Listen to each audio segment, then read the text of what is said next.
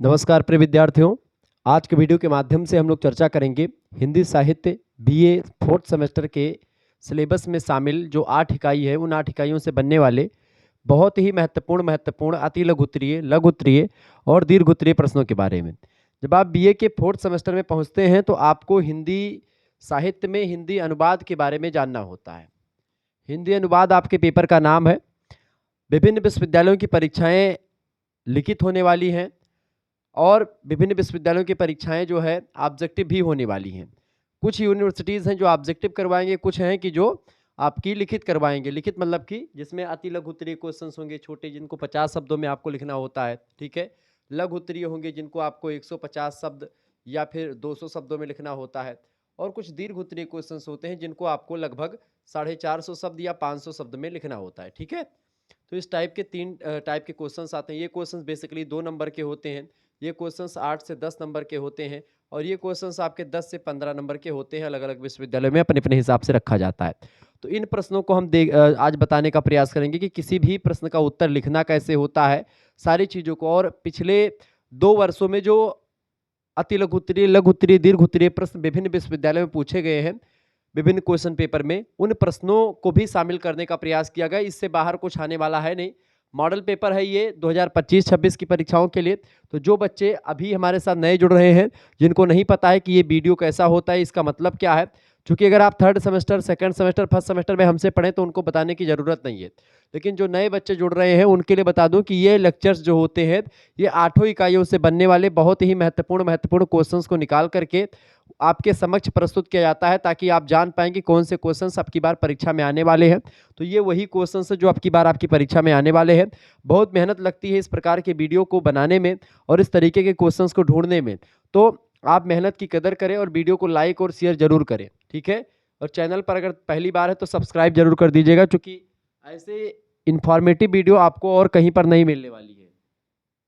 Shukla study point आपके लिए पिछले 7 वर्षों से लगभग मान करके चलो कि 2017, 18, 19, 20, 21, 22, 23, 24, 25, 2017 से मैंने यूट्यूब चैनल बनाया था और आज तक मैं आपके लिए पढ़ा रहा हूँ। और बीए के क्षेत्र में ही बहुत ज़्यादा एक प्रकार से आपको मैंने मदद की है। आप लोगों के जो है एक प्रकार से जो सीनियर्स बच्चे हैं उनसे आप पूछेगा कि शुक्ला स्टडी पॉइंट ने एक प्रकार से किस तरीके की परीक्षा के अंतिम दिनों में मेहनत करता है आप लोगों के लिए।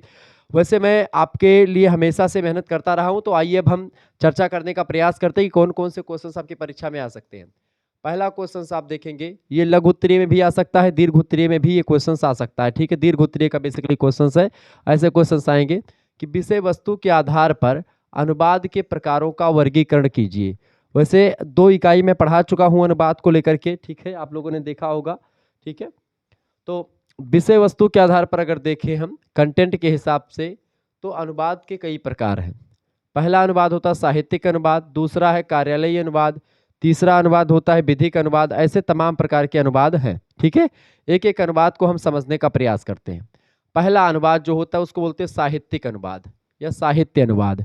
जब हम किसी साहित्य का अनुवाद करते हैं, वो चाहे गद्य साहित्य हो और चाहे वो पद्य साहित्य हो। गद्य माने ऐसी जैसे नाटक, कहानी, उपन्यास, रिपोर्टाज, डायरी, संस्मरण, ये सब आपके गद्य रचना है। तो इनका अगर हम एक भाषा से दूसरी भाषा में अंतरण करते हैं तो वो आपका होता है साहित्य का गद्य अनुवाद, या गद्य अनुवाद भी उसको कहते हैं। और साहित्य अनुवाद में जो पद्य अनुवाद होता है या काव्य अनुवाद जिसको आप कहते हैं, जब हम जैसे किसी रचना, जैसे मेघदूत जो रचना है या आंसू जो रचना जो हिंदी साहित्य का मेघदूत कही जाती है, ठीक है, किसकी, जयशंकर प्रसाद की, उसकी हम जो है अंग्रेजी में लिख दें या उसको हम किसी दूसरी भाषा में अनुवाद कर दें, ठीक है, या अंग्रेजी की कोई रचना का हिंदी में अनुवाद कर दें, तो वो चीज़ें जो होती काव्य अनुवाद। जब हम किसी कविता का अनुवाद करते हैं तब वह काव्य अनुवाद कहा जाता है। काव्य अनुवाद थोड़ा सा जटिल होता है, या काव्य अनुवाद करने में थोड़ा सा जो कवि के व्यक्त विचार है, वो क्या कहना चाह रहा है कवि, उसको समझना बहुत जरूरी होता है। आप शाब्दिक अनुवाद वहाँ पर नहीं कर पाते हैं, वहाँ पर आपको कवि के भावों को समझना होता है, इमोशंस को समझना होता है कि ये शब्द क्यों प्रयोग किया गया है। और जो लिखा होता है उसका वही एक प्रकार से अर्थ नहीं होता, अर्थ उसमें विभिन्नता होती है अर्थों की। तो साहित्य अनुवाद जो होता है बेसिकली साहित्य के हिसाब से होता है, और ऑब्जेक्टिव में उस अति लघु उत्तरीय में प्रश्न ये पूछा जाता है आपसे। अति लघु उत्तरीय में पूछेगा कि जो है साहित्य अनुवाद किसे कहते हैं, तो ये छोटे क्वेश्चंस आपके अति लघु उत्तरीय बनेंगे। कार्यालय अनुवाद किसे कहते हैं, तो ये अति लघु उत्तरीय में प्रश्न आ सकते हैं। तो एक दीर्घ उत्तरीय से आपके 4-5 अति लघु उत्तरीय भी तैयार हो रहे हैं। तो आप इन चीज़ों को अगर बहुत ही बेहतर ढंग से सुनेंगे तो आपको बेहतर अंदाज में चीज़ें समझ में आएंगी और आपको याद नहीं करना पड़ेगा। साहित्य अनुवाद में क्या होता है, अनुवाद में एक पक्ष साहित्यिक अनुवाद का भी है। कला और साहित्य किसी भी समाज की पहचान बनाते हैं, और साहित्य समाज का दर्पण होता है। समाज में जो जो चीज़ें घटित होती हैं उसी को साहित्य में लिखा जाता है। तो उस साहित्य को, चूंकि मान लेते हैं हिंदी में कोई चीज़ें लिखी गई हैं, अब हिंदी में एक समय था जब अंग्रेज लोग हम पर शासन कर रहे थे, उस समय एक रचना लिखी गई मैथिली शरण गुप्त के द्वारा हिंदी में, भारत भारती, जो इतनी फेमस रचना हुई कि दक्षिण भारत के लोगों ने उस रचना को पढ़ने के लिए उस रचना को एक प्रकार से अनुवाद करवाया, उस रचना के अनुवाद को पढ़ना शुरू किया। तो अनुवाद इसलिए महत्वपूर्ण है क्योंकि साहित्य जो होता है हर एक समाज की, हर एक संस्कृति का निचोड़ होता है। तो साहित्य अगर हम उस समाज का पढ़ लेंगे तो उस समाज के रीति रिवाज परंपराओं के बारे में भी हम जान पाएंगे। ठीक है, तो किसी भी देश और समाज को जानने के लिए वहाँ के साहित्य को पढ़ना परखना जरूरी होता है। इस वजह से जब हम किसी देश के बारे में जानना चाहते हैं, किसी की संस्कृति के बारे में, वहाँ के समाज के रीति रिवाज के बारे में, सब कुछ अगर हमको जानना है तो वहाँ के साहित्य के बारे में हमको पढ़ना पड़ता है। और जब वहाँ के साहित्य को हम पढ़ने जाते हैं तो चूंकि वह मान लेते हैं अंग्रेज के लोगों में बारे में जानना, तो अंग्रेजी में साहित्य है तो उसको हमको हिंदी में कन्वर्ट करना पड़ेगा।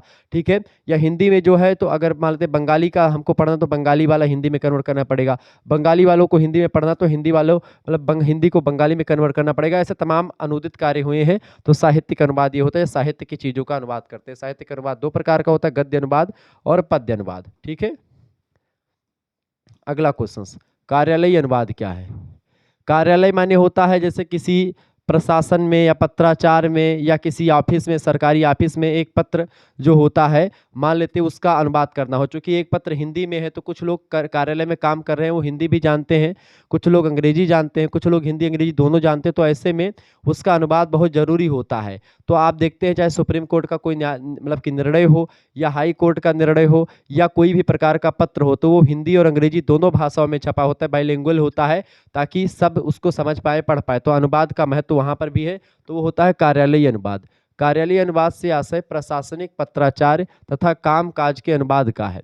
जैसा कि विदित है कि स्वतंत्रता के तत्पश्चात संविधान ने हिंदी को राजभाषा बनाने का संकल्प तो लिया, पर कुछ राजनीतिक और सामाजिक दुविधाओं के चलते वह आज तक कार्यालय मतलब कि कार्य रूप नहीं ले सका है। हिंदी आज भी एक प्रकार से पूर्ण रूप से बैंकों की बात करें या सरकारी ऑफिस मतलब कि जो ऑफिस हैं उनकी बात करें, ठीक है, या विभिन्न कार्यालयों की बात करें, वहाँ पर हिंदी ने अपना एक प्रकार से वर्चस्व नहीं स्थापित कर पाई है। अंग्रेजी हिंदी के साथ साथ चलती रही है। आज राजभाषा के विषय पर भारत में द्विभाषिक नीति लागू है। जिस अंग्रेजी को संविधान ने 10 साल में राजभाषा के रूप में पदच्युत करने का प्रारूप दिया था, पदच्युत माने होता है कि उसको हटाने का, कि भाई 10 साल तक अंग्रेजी में कामकाज होता रहेगा, अंग्रेजी और हिंदी में, और 10 साल के बाद में हिंदी एक भाषा के रूप में आ जाएगी और राजकाज की जो भाषा होगी या जो कार्यालयी भाषा होगी वो हिंदी होगी। लेकिन क्या है कि अंग्रेजी के जो टट्टू हैं वो उसको सपोर्ट करते रहे और अंग्रेजी और हिंदी दोनों एक प्रकार से राजभाषा में मतलब कि किसी भी ऑफिस में दोनों में एक प्रकार से पत्र पत्रिकाएं संपादित होती हैं और प्रारूप उसको दिया जाता है। वह आज भी अपने स्थान पर किंचित भिन्न रूप से डटी हुई है। हिंदी मतलब अंग्रेजी और हिंदी दोनों का बराबर महत्व आज देखते हैं हर एक ऑफिस वगैरह में बना हुआ है।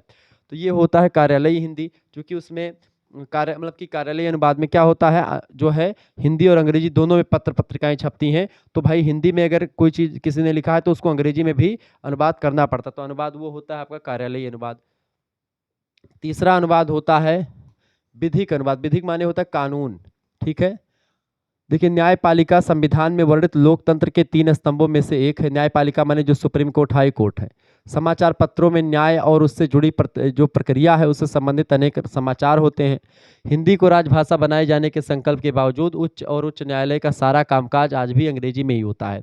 सुप्रीम कोर्ट और हाई कोर्ट के जितने भी निर्णय होते हैं सब अंग्रेजी में सुनाए जाते हैं। उनको जो छापा जाता है अंग्रेजी में छापा जाता है। अंग्रेजी में छपने के बाद में फिर उसका हिंदी में अनुवाद किया जाता है। इस मतलब ये देखो भारत देश की एक प्रकार से ये सिचुएशन देखो, ये विडंबना देखो कि भारत देश जो कि हिंदी के लिए जाना जाता है वह भारत में सुप्रीम कोर्ट, जो कि एक प्रकार से सबसे बड़ा मतलब एक प्रकार से न्याय का विभाग है, सुप्रीम कोर्ट जो कि सबसे बड़ा न्यायालय है भारत का, वहाँ पर हाई कोर्ट में आप देखते हैं कि अंग्रेजी में निर्णय होते हैं, अंग्रेजी में बहस होती है, उसके बाद में उसका निर्णय जो छपता है वो भी अंग्रेजी में पहले लिखा जाता है, अंग्रेजी में ही मान्य होता है, हिंदी में उसको बाद में कन्वर्ट करने की प्रक्रिया है, अनुवाद किया जाता है। तो न्यायालय का, उच्च न्यायालय और उच्चतम न्यायालय का दोनों काम आजकल किस में हो रहा है? अंग्रेजी में ही हो रहा है। सारे निर्णय और अभिलेख जो होते हैं अंग्रेजी में होते हैं, और न्यायालय की कार्रवाई भी अंग्रेजी में ही संपन्न होती है, अंग्रेजी में ही डिबेट होती है। तो ये एक प्रकार से विधिक कार्यों में, यानी कानून में आप देखते हैं विधिक कार्यों में या न्यायालय वगैरह में आज भी अंग्रेजी का प्रयोग है। तो वहाँ पर अंग्रेजी के जो निर्णय होते हैं उनको हिंदी में समझाने के लिए अपनी जनता को हिंदी अनुवाद की जरूरत पड़ती है। तो वो होता है आपका, ठीक है, मतलब कि विधिक अनुवाद। अगला अनुवाद है आशु अनुवाद। आशु अनुवाद जो होता है यह एक रोचक प्रक्रिया है। अंग्रेजी में सामान्य रूप से इसे इंटरप्रिटेशन कहते हैं। जब कोई ऐसा राजनेता देश में आता है जिसे अंग्रेजी भी ना आती हो, और हमारे देश के राजनेताओं के साथ उसकी वार्ता इंटरप्रिटेटर की सहायता से ही संभव हो पाती है। जैसे कि मान लेते हैं अभी जैसे राहुल गांधी का एक भाषण वायरल हुआ था, जैसे राहुल गांधी दक्षिण में गए थे। अब राहुल गांधी को तमिल तेलुगु थोड़ी आती है, तो तमिल में जाएंगे तो तमिल एक व्यक्ति ऐसा होगा जो तमिल का भी जानकार होगा और हिंदी का जानकार होगा, अंग्रेजी का जानकार होगा। मान लेते हैं राहुल गांधी हिंदी में भाषण दे रहे हैं, तो उस हिंदी को पहले वो इंटरप्रिटेटर समझेगा, खुद समझने के बाद में फिर वह उसको जो है तमिल भाषा में कन्वर्ट करके फिर वह राहुल गांधी की तरफ से बोलेगा जनता को, ठीक है। इस तरीके के जो, यानी कि तुरंत जैसे दो व्यक्ति हैं, एक अंग्रेज आया, ठीक है, और एक भारतीय है।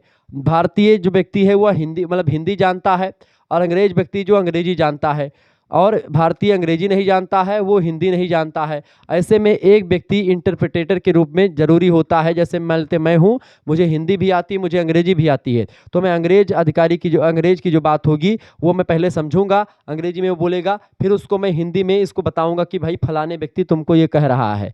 तब फिर ये कुछ बोलेगा हिंदी में, तो वो नहीं समझ पाएगा अंग्रेजवा, ठीक है। तो हम इससे पूछेंगे, मतलब कि ये बोलेगा हिंदी में, तो इसको हम अंग्रेजी में कन्वर्ट करके अंग्रेज को बताएंगे कि भाई फलाने व्यक्ति तुम्हारे बारे में ये कह रहा है। इस तरीके से एक आंसू अनुवादक जो होता है वो आजकल आंसू अनुवादक को बहुत सतर्कता बरतनी होती है, तुरंत का तुरंत अनुवाद करना होता है, ठीक है। मात्र 1 से 2 मिनट में सारी चीज़ें कर देनी होती हैं। वह व्यक्ति होता है जो आगंतुक की भाषा का एक तुरंत और सरल अनुवाद मौखिक रूप से हमारे राजनेता के सम्मुख प्रस्तुत करता है, और हमारे राजनेता की भाषा का आगंतुक राजनेता के सम्मुख वह एक ऐसा भाषिक मध्यस्थ है जिस पर वह उत्तरदायित्व होता है कि वह वार्ता को तकनीकी रूप से 100% सही संभव बनाता है। एक व्यक्ति की जो भावनाएं हैं या विचार हैं दूसरे तक पहुंचाने का काम एक ये अनुवाद का मतलब कि ये आंसू अनुवादक करता है। तो ये होता है आंसू अनुवाद, जब एक व्यक्ति खड़ा होता है और वो एक प्रकार से दोनों भाषाओं को जानता है और वो बताता रहता है। अगला प्रश्न, मतलब अगला जो है आपका वो वैज्ञानिक या तकनीकी अनुवाद। अनुवाद के प्रकार में वैज्ञानिक अनुवाद या तकनीकी अनुवाद क्या है? देखिए, हमारा समय विज्ञान और तकनीक का युग इस समय है। विज्ञान के बहुआयामी विकास ने मानव जीवन की गतिविधियां ही नहीं वरन उसके जीवन मूल्यों को भी कई स्तरों पर बदल दिया है। समाचार पत्रों में विज्ञान और तकनीक से संबंधित गतिविधियों में या उसके कई समाचार पत्र होते हैं, उनके लिए आवश्यक होता है कि अनुवादक पत्रकार को वैज्ञानिक और तकनीकी शब्दावली की पर्याप्त जानकारी हो, जिसके अभाव में अनुवादक हास्यास्पद और विचित्र हो जा सकता है। तो आजकल लगातार तमाम प्रकार के शोध हो रहे हैं, तमाम प्रकार के वैज्ञानिक आविष्कार हो रहे हैं। ऐसे में ज़रूरी ये होता है कि जो भी एक प्रकार से तकनीकी शब्द आएँ या परिभाषिक शब्द आएँ तो उनका अनुवाद भी तुरंत का तुरंत कर दिया जाए, और उसके लिए एक प्रकार से अनुवादक है उसको पढ़ा लिखा होना चाहिए, उसको जानकार होना चाहिए। छठा अनुवाद होता है वाणिज्यिक अनुवाद, ठीक है, कॉमर्स में या व्यापार में। यह क्षेत्र व्यापार के साथ साथ प्रमुखता बैंकिंग व्यवसाय का है, और बैंक वगैरह में भी ऐसे अनुवाद की जरूरत पड़ती है। आज भी बैंक में हिंदी अंग्रेजी दोनों भाषाएं चलती हैं। सर्वविदित है कि संपूर्ण विश्व की संचालक शक्ति अब पूंजी हो चली है। भूमंडलीकरण यानी वैश्वीकरण और विश्व ग्राम जैसी उत्तर आधुनिक अवधारणाएं प्रकारांतर से इसी के इर्द गिर्द घूमती रहती हैं। अनुवाद ना हो तो हम विश्व की भाषाओं को नहीं जान पाएंगे। भूमंडलीकरण जिसको आप ग्लोबलाइजेशन बोलते हैं वो नहीं हो पाएगा।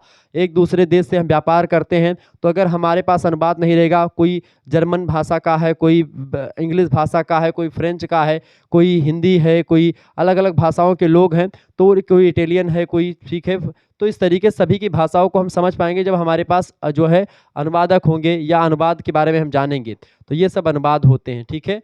आगे बढ़ते हैं। एक चीज़ ध्यान रखेंगे, अगर आपको हमारे साथ जुड़ना है, इन सभी जो है वीडियो जो आप देख रहे हैं चैप्टर वाइज क्लासेस भी आपको मिल रही हैं, तो वो सभी की पीडीएफ जो होगी यूनिट 1 2 की, या फिर इसके अलावा चैप्टर मतलब कि जो आपका ये मॉडल पेपर है, रिवीजन क्लास है, महामाराथन क्लास है, सभी सब्जेक्ट की पीडीएफ या क्रैश कोर्स वगैरह में जुड़ने के लिए आपको एसएमएस करना है 9161 93 62 पर। आपको तुरंत एसएमएस करना है बेटा। जैसे ही एसएमएस करेंगे, क्या एसएमएस करना है, अपना अपना नाम, अपनी यूनिवर्सिटी का नाम और अपने सब्जेक्ट के नेम लिख करके आपको भेज देने हैं, जो भी आपका सब्जेक्ट हो। यहाँ पर आपकी सभी सब्जेक्ट की तैयारी करवा दी जाएगी। मात्र 100 रुपये फीस में आपके पास एक स्कैनर भेजा जाएगा। उसी स्कैनर पर आपको 100 रुपये जो होंगे वो फीस पेमेंट कर देने होंगे।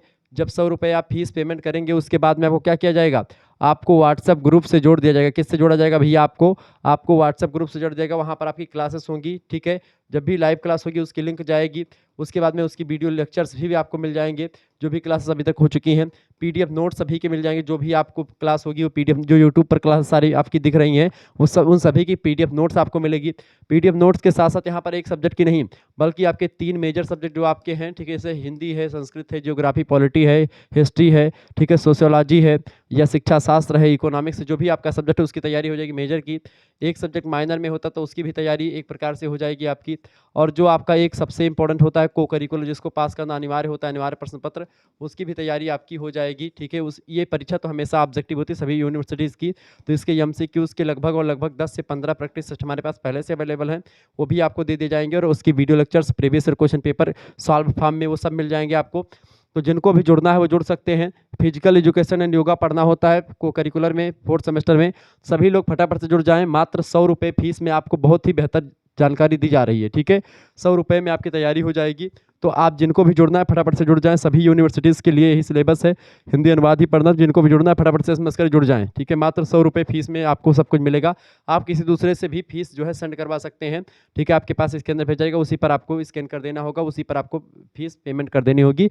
उसके बाद में उसका स्क्रीनशॉट हमारे पास सेंड कर देना होगा, चेक किया जाएगा, उसके बाद में आपको ग्रुप से जोड़ दिया जाएगा, ठीक है। चले जल्दी से जल्दी जुड़ने का प्रयास करें।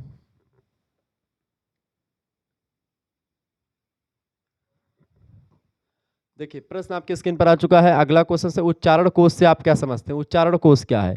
देखिए कोश जो होते हैं, कोश माने होता है डिक्शनरी। उच्चारण कोश मतलब एक साफ साफ चीजें होती है, जैसे कि किसी चीज को पढ़ने की, किसी भी शब्द को कैसे पढ़ा जाए, कैसे उच्चारित किया जाए, इसको लेकर के एक डिक्शनरी होती है। उसमें बताया जाता है कौन सा शब्द किस तरीके से उच्चारित किया जाएगा, ठीक है। वही डिक्शनरी मतलब उच्चारण कोश होता है। इसमें अंतर्राष्ट्रीय ध्वनि प्रतीकों की सहायता से शब्दों का सही रूप से उच्चारण किया जाता है। किसी भाषा और किसी लिपि की सबसे उत्कृष्ट स्थिति यह होती है कि उसके लिखित और उच्चारित रूप में कोई अंतर ना हो। जो लिखा हो उसका उच्चारण वही हो। जबकि अंग्रेजी में क्या होता है, कुछ चीज़ें साइलेंट होती, जो लिखा होता है उसका वो अर्थ नहीं होता, या उसका उच्चारण वो नहीं। जैसे लिखा होता है PUT, अब PUT क्या होता है, वैसे होता है ये पुट, ठीक है। क्या होता है? PUT पुट होता है, ठीक है। लेकिन आप देखते हैं BUT क्या होता है, होना क्या चाहिए, होना चाहिए बुट, लेकिन होता क्या है, इसी को हम क्या बोलते हैं, इसी को हम बट पढ़ते हैं, ठीक है।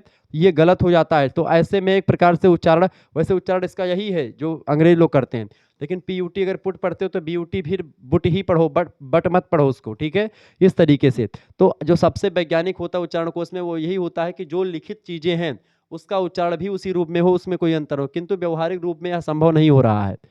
उसका सबसे प्रमुख कारण है कि भाषा का लिखित रूप तो काफ़ी समय तक एक सा बना रहता है, परंतु उच्चारित रूप में लगातार अंतर आता रहता है। सभी व्यक्ति जो है शुद्ध उच्चारण नहीं कर पाते, अतः शुद्ध उच्चारण सीखने और सिखाने की आवश्यकता महसूस की जाने लगती है। और इसीलिए शुद्ध उच्चारण, किसी शब्द का, किसी वर्ण का, किसी प्रतीक चिन्ह का उच्चारण शुद्ध कैसे होगा या शुद्ध उच्चारण कैसे किया जाए, इसके लिए कोश होता है, एक डिक्शनरी होती है। उसमें सारे शब्द उच्चारण करने की विधि लिखी होती है, कैसे किस शब्द को उच्चारित किया जाए, कैसे किसी शब्द को पढ़ा जाए, वही होता है उच्चारण कोश। अनुवाद में इसकी बड़ी इंपॉर्टेंट भूमिका होती है।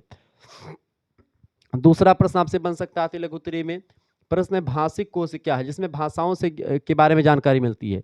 इसके अंतर्गत वे कोश आते हैं जिनमें भाषा और उसके विशिष्ट घटकों को आधार के रूप में लेकर के कोश की रचना करी जाती है। इन आधारों में भाषा के शब्दों की व्युत्पत्ति कैसे हुई, यानी जो भी शब्द बना है उस शब्द की उत्पत्ति भाषा के विभिन्न तत्वों से मिलकर के कैसे कैसे हुई, इसका पर्यायवाची शब्द क्या है, विपर्याय क्या है, उच्चारण कैसे हो, इन सभी पक्ष इसमें लिखे होते हैं। भाषिक कोश के अंतर्गत एक भाषिक कोश, द्विभाषिक कोश। एक भाषिक कोश में मतलब क्या होता है, जैसे कोई शब्द है तो उसका एक भाषा में क्या क्या अर्थ होगा, पूरी पर्यायवाची लिखी होगी। द्विभाषिक कोश में क्या होता है, इसमें क्या होता है कि हिंदी और इंग्लिश डिक्शनरी हो गई तो द्विभाषिक कोश हो गया।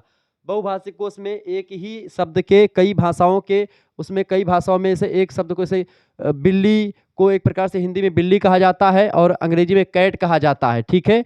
तो इस तरीके से ये आपका द्विभाषिक होगा। लेकिन उसी बिल्ली को और किसी भाषा, फ्रेंच में, जर्मनी में, इटालियन में क्या कहा जाता है, तो वो हो जाएगा बहुभाषिक कोश। उपभाषा बोली कोश, विलोम कोश, मुहावरा कोश, लोकोक्ति कोश, समानांतर कोश, ये सब भाषिक कोश के उदाहरण हैं, ठीक है। उपभाषाओं में उसको क्या कहा जाता है, उसको किसी बोली में क्या कहा जाता है, विलोम उसका क्या होगा, उसका मुहावरा क्या होगा उस शब्द का, लोकोक्ति अगर उस शब्द में आती तो वो, समानांतर कोश, ये सब आपके एक प्रकार से भाषिक कोश के उदाहरण हैं। अगला क्वेश्चन से, पुराण कोश से आप क्या समझते हैं। देखिए, इस प्रकार के कोश में उन दंत कथाओं को संचालित या संकलित किया जाता है जिनकी चर्चा नाना प्रकार के ग्रंथों और पुराणों में की गई है। तो इसमें क्या होता है, जो पुराण कोश है, इसमें पुराणों में जो कथाएं हैं उन कथाओं का वर्णन किया जाता है जिनका संदर्भ साहित्य में ये तत्त देखने को मिलता है। ये कथाएं एक साथ एक ही स्थान पर मिल जाती हैं। इस प्रकार की कथाओं को जानने के लिए कोशों की आवश्यकता या सहायता लेना आवश्यक हो जाता है।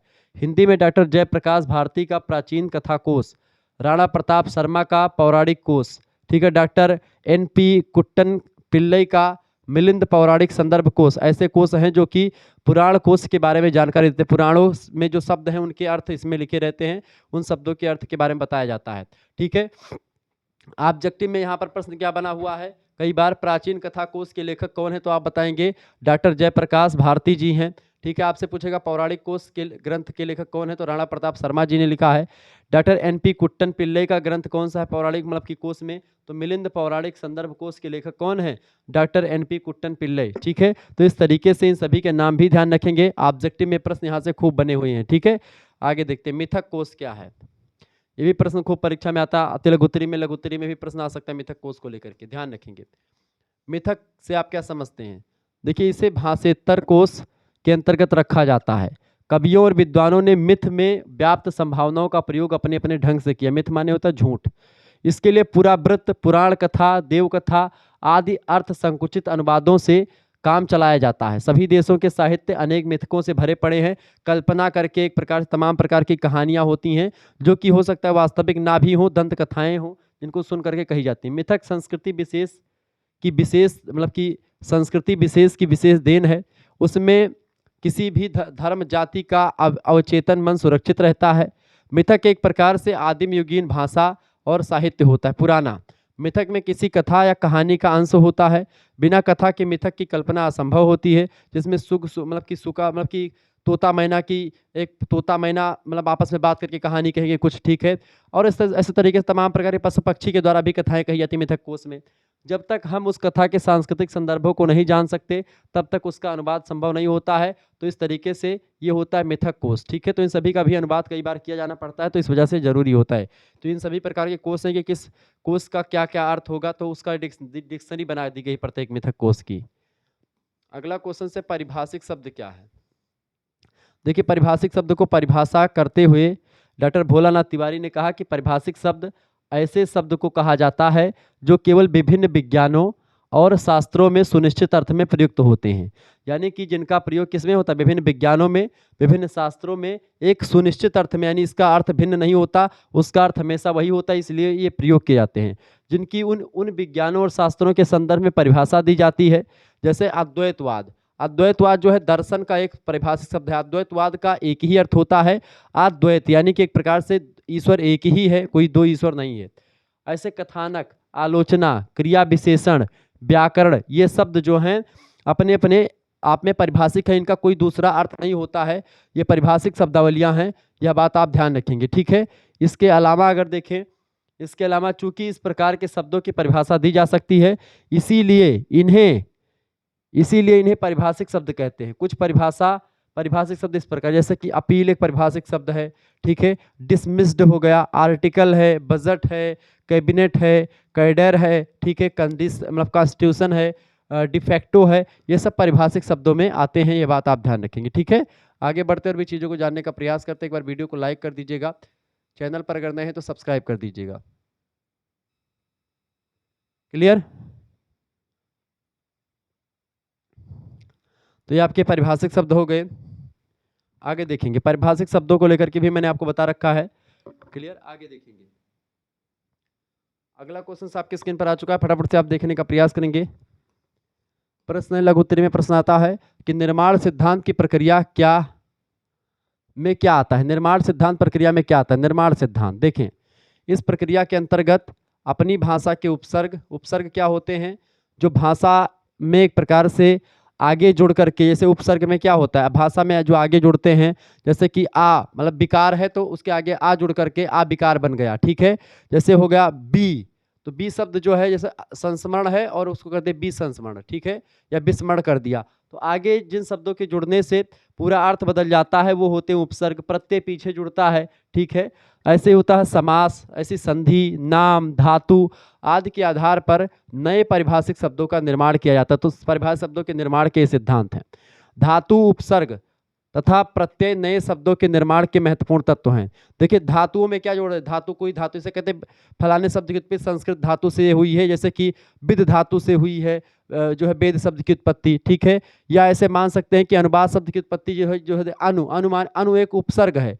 वाद माने विचारधारा या विचार, ठीक है। तो अनु माने होता है उपसर्ग, अनु माने होता है दोबारा या पुनर्बार बार किसी चीज को कहना, ठीक है। तो अनु उपसर्ग हो गया वहां पर, और वाद एक धातु हो गया, उसमें जुड़ करके एक प्रकार से आपका अनुवाद बन जाता है। तो इस तरीके से चीजें हैं। तो धातु जो होता है मूल शब्द होता है, इसमें कुछ शब्द जो आगे जुड़ता है वो होता है आपका उपसर्ग, और जो पीछे जुड़ता है वो प्रत्यय होता है। धातु में उपसर्ग और प्रत्यय जुड़ करके नए शब्दों का निर्माण करते हैं। इन तत्वों से दो प्रकार के शब्द बनाए जाते हैं। वह शब्द जिसमें परिभाषिक ध्वनि संकेत रहता है उन्हें नाम कहते हैं, और वे शब्द जिनसे कार्य करने का बोध होता है उन्हें क्रिया कहते हैं। जैसे कि वच धातु है कोई, अब वच धातु और विभिन्न प्रत्ययों से बने शब्द, जैसे वच से क्या बना, वच में लास्ट में क्या जुड़ गया, ना जुड़ करके बन गया वचन, ठीक है। ऐसे ही वच धातु में और भी जो है बड़ाई की मात्रा जुड़ गई, वाचा हो गया। ऐसे वाचाल, वाचिक, वानस्पति, ऐसे तमाम प्रकार के शब्द वच धातु से बने प्रत्यय को जोड़ करके। वचन मूल शब्द और विभिन्न उपसर्गों के योग से क्या बने शब्द, जैसे कि वचन मूल शब्द है, अब वचन के आगे उपसर्ग जोड़ो, तो यहाँ पर आगे हमने प्रा जोड़ दिया, प्रवचन हो गया, ठीक है। हमने क्या जोड़ दिया आगे, तो प्रवचन हो गया। ऐसे हमने आगे सु जोड़ दिया, सु एक उपसर्ग है, सु माने होता सुंदर, तो ये होगा सुवचन, ठीक है। आगे हमने नी जोड़ दिया, ठीक है, तो निर्वचन हो गया, निर जोड़ दिया तो निर्वचन हो गया। इस तरीके से ये सब एक प्रकार से उपसर्ग है। तो जो धातु होते हैं, धातुओं में हम उपसर्ग जोड़ करके नए शब्दों का निर्माण करते हैं, या फिर एक प्रकार से प्रत्यय जोड़ करके नए शब्दों का निर्माण करते हैं जो कि परिभाषिक होते हैं। तो परिभाषिक शब्दों के निर्माण में धातु, उपसर्ग और प्रत्यय, इन तीनों की बड़ी इंपॉर्टेंट भूमिका होती है परिभाषिक शब्दों के निर्माण में। अगला क्वेश्चन आप देखेंगे। अगला क्वेश्चन आ चुका है भैया, पुनरीक्षण क्या है। पुनरीक्षण मतलब कब किया जाता है, जब कोई पाठ जो होता है, कोई अनुवाद हो जाने के बाद में किसी ने किसी भाषा का अनुवाद किया है, ठीक है, कोई शब्द मतलब कि कोई चीज़ हमने दिया कि भाई ये लो, ये पैराग्राफ है, इस पैराग्राफ को आपको अनुवाद करना है, तो वो अनुवाद सही हुआ है कि नहीं हुआ है, इसी की जांच करना पुनरीक्षण होता है। देखिए पुनरीक्षण का आशय अनुदित पाठ का, अनुदित माने जो अनुवाद किया जा चुका है, एक बार पुनः देखना या अवलोकन करना होता है, और मूल पाठ से उसको मिलाना होता है कि उसमें जो अपेक्षित संशोधन और सुधार करना है उसको बताना होता है। इसमें अनुवाद की जांच विभिन्न स्तरों से की जाती है, तथा जहां अपेक्षित आवश्यकता प्रतीत होती है उसमें मतलब कि सुधार किया जाता है कि भाई यहाँ पर आपने अनुवाद, जैसे दो चीज़ अनुवाद में तीन चीज़ें होती हैं, एक होती स्रोत भाषा, ठीक है। स्रोत भाषा का अनुवाद होता है किसमें, लक्ष्य भाषा में। तो सबसे पहले जो लक्ष्य स्रोत भाषा में बातें लिखी गई थी और लक्ष्य भाषा में अनुवाद हुआ, अब अनुवाद की प्रक्रिया के द्वारा पूरा अनुवाद हो गया। अब अनुवाद क्या सही है, यानी कितना सही है, ठीक है, कितना सही है और कितना गलत है, ठीक है, कितना गलत है, इसकी जांच कौन करता है, पुनरीक्षण के माध्यम से क्या होता है, एक बार चेक किया जाता है उसको। पुनरीक्षण, पुनः माने होता है दोबारा, रीक्षण माने होता है उसका परीक्षण करना, तो पुनरीक्षण माने क्या होता है, दोबारा से उसको जांचना। तो स्रोत भाषा के जो मूल विचार थे, क्या लक्ष्य भाषा में भी वही निकल रहे हैं कि नहीं निकल रहे हैं, इस बात को जांचने के लिए एक बार अनुवाद सही है कि गलत है, इसको जांचने के लिए, केवल चेक करने के लिए इसको किया जाता है। इसमें जो चीज़ें गलतियां होती हैं उन गलतियों को सुधार भी दिया जाता है, तो पुनरीक्षण वह होता है। जैसे आप एक बार रफ काम करते हैं स्कूल में और उसको घर पे आकर के फेयर बनाते हैं, लिखते हैं, तो वो आपका पुनरीक्षण का काम हो जाता है, दोबारा से उसी काम को करते हैं और जो गलतियां होती हैं रफ में उसको सुधार करके आप साफ सुथरा लिखते हैं, तो वो पुनरीक्षण होगा। यानी एक बार दोबारा से अनुवाद करने के बाद में चेक कर लेना, जांच लेना कि क्या गलतियां हुई, उस गलती में सुधार कर देना ही पुनरीक्षण होता है। बेसिकली यही होता है, ठीक है। तो अनुवाद का जो मतलब अनुवाद का जो व्यक्ति पुनरीक्षण करता है उसे पुनरीक्षक कहा जाता है। पुनरीक्षक अनुदित पाठ में केवल सुधार या संशोधन कर उसे और बेहतर बनाने का पूर्ण प्रयास करता है। इसमें अपनी कोई राय नहीं देता, जो गलतियां हैं उस गलती को सुधार देता है। पुनरीक्षण का यही काम होता है कि भाई एक बार दोबारा से जांच करके जो गलतियां रह गई हैं अनुवाद में उस गलती को सुधार देना। अब इसके बाद में आता है मूल्यांकन। मूल्यांकन क्या होता है बेटा? मूल्यांकन किसे कहते हैं? देखिए, अनुवाद का मूल्यांकन अनुवाद कला का मूल्यांकन है। अनुवादक रचना का अनुवाद चाहे जितनी कुशलता के साथ करे, किंतु उसकी उच्चता और गुणवत्ता की जांच मूल्यांकन की कसौटी पर कसने से ही जानी जा सकती है कि उसने कितना सही किया, कितना गलत किया, ये अनुवाद कहाँ तक सफल है। ठीक है। मूल्यांकन में मूल पाठ से अनुदित पाठ के समय गुण दोष का विवेचन होता है।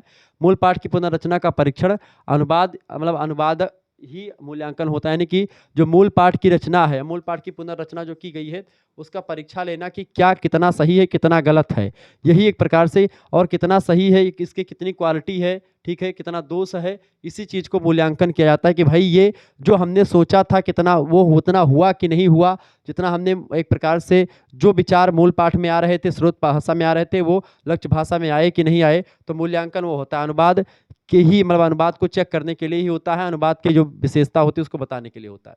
और तीसरा टर्म होता है समीक्षा। समीक्षा से आप क्या समझते हैं? देखिए, अनुवाद समीक्षा अनुवाद सिद्धांत और व्यवहार के बीच का सेतु यानी एक पुल का काम करता है। समीक्षा के मानदंडों को लेकर के भले ही विद्वानों में मतभेद या मतभिन्नता हो, लेकिन इसका महत्व निर्विवाद है। आज के समय में तुलनात्मक साहित्य में समीक्षा की भूमिका बढ़ रही लगातार। समीक्षा अर्थात अच्छी तरह से देखना, जांच करना, समयक इच्छा या ईक्षणम ही समीक्षा का मतलब होता है। अनुवाद की समीक्षा में रचनाकार, पाठक और अनुवादक के बीच किस प्रकार का संबंध है उसे देखा जाता है। अनुवाद समीक्षा का मुख्य उद्देश्य अनुदित कृति का विवेचन, विश्लेषण और मूल्यांकन करना होता है। यानी इसमें सबसे पहले समीक्षा में क्या आता है? समीक्षा में आपका जो उसको जांचना परखना सब मिला करके उसका मूल्यांकन करना सब समीक्षा में आता है, यानी मूल्यांकन भी समीक्षा का एक पार्ट हो जाता है। तो उसका सबसे पहले उसको पढ़ते हैं, देखते हैं, विश्लेषण करते हैं, एनालिसिस करते हैं, जो गलतियां उसको बताते हैं, मूल्यांकन करते हैं और उसके हिसाब से बताते हैं कि अनुवाद सही है कि गलत है, पूरा एकदम से जांच परख करना, तह तक जाना। ठीक है। जबकि जो पुनरीक्षण होता है वो दोबारा से केवल उसको चेक करता है कि गलतियां कहाँ पर है, उस गलती को सुधारने के लिए एक प्रकार से पुनरीक्षण किया जाता है। मूल्यांकन जो होता है वह उसके गुण और दोष को बताता है, लेकिन जो समीक्षा होती है पूरे चीजों को खोल करके एक चिट्ठा सामने रख देती है। ठीक है, ये बात आप ध्यान रखेंगे।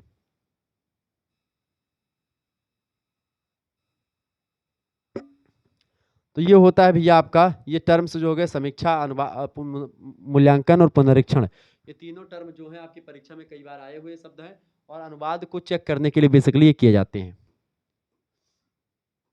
अगला क्वेश्चन आपके स्क्रीन पर आ चुका है, लघु उत्तरीय का या दीर्घ उत्तरीय का प्रश्न आप मान सकते हैं इसको। देखिए, शब्दकोश से आप क्या समझते हैं इसे परिभाषित कीजिए। शब्दकोश क्या है? देखिए, कोश के द्वारा शब्दों के रूप और अर्थ की उत्पत्ति, विकास और परिवर्तन के क्रम को जानने में सहायता मिलती है, जो अनुवाद के क्षेत्र में अत्यंत महत्वपूर्ण भूमिका एक प्रकार से निर्वहन करती है।